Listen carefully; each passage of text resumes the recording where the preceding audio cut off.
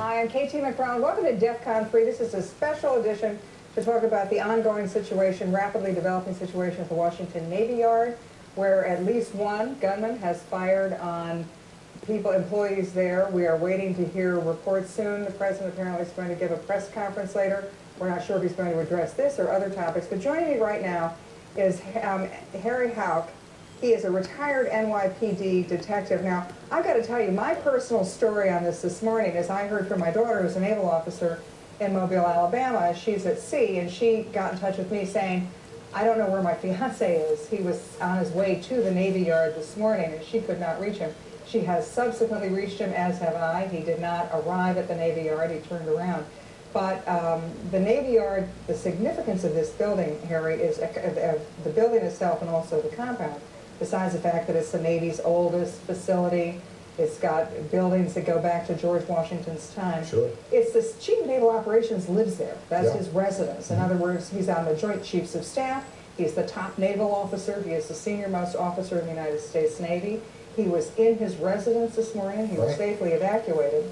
But it's also the building where the attack seems to have taken place is the Sea Systems Command. That is where the Navy plans, builds, engineers, all of the cutting-edge technology on Navy ships, submarines, and aircraft.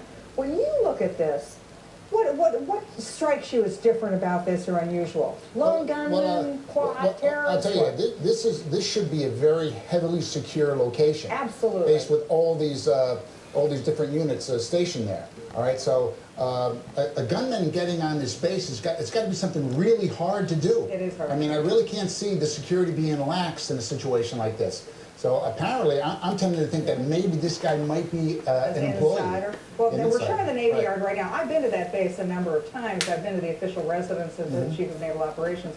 And certainly since September 11th, that facility, as well as any military facility, certainly Navy facility, you don't just walk up to the gate and say, I'd like to have a look around. Exactly. You either work there and you have a badge, you're military, you're a civilian contractor who works there, or you have an appointment with somebody. And if you have an appointment, it's not just one that you've called up and made. You've made in advance. You've given your social security number probably. Exactly. Somebody is coming to escort you from that visitor's check-in area. They are with you the entire time.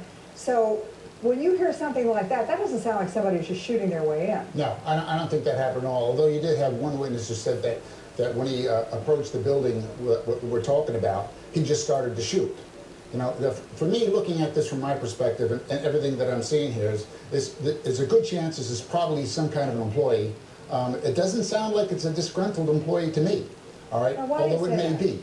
Well, you know, basically, facts. I mean, this guy started shooting right away. Usually, a disgruntled employee, what they will do is they will target specific people. Well, I didn't like my boss. You know, I didn't like my boss. I'll get into the building. I'll shoot a couple people, and then they either kill themselves or they barricade themselves like this guy did. Okay. It looks like the police have exchanged rounds with this guy. We don't know if he was hit or not. Apparently, word now is that the shooter is dead. I don't know where this second shooter information came from.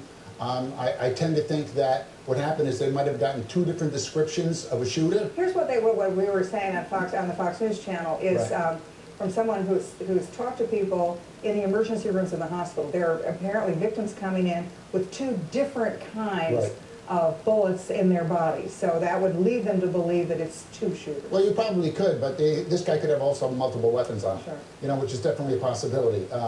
So I guess we're waiting to see. Apparently they're going to have some kind of a news conference shortly, all right? Are they going to tell us there's a second shooter in the description and this guy is wanted, or are they going to tell us it's all over? Now, the people I've talked to who are in touch with people in the building, they are still on lockdown. They were not told to evacuate. They were told to shelter in place. Right. So, you know, lock your doors, stay where you are, don't move. A few people have gotten out who apparently got out before the shelter in place warning went out. But would that lead you to believe there's something else still to transpire? Oh, sure, definitely. I mean, the situation is definitely fluid.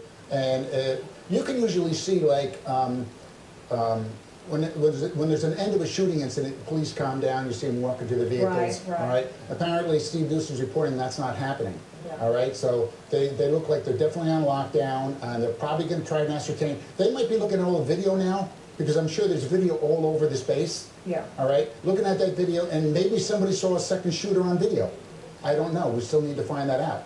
All right, so they're probably just going by descriptions they might have from victims, and they're just being more safe now than sorry. Yeah. Okay, well, I want you to stand by, Harry. Sure. I'm Harry Houck, retired NYPD detective, been through situations like this before.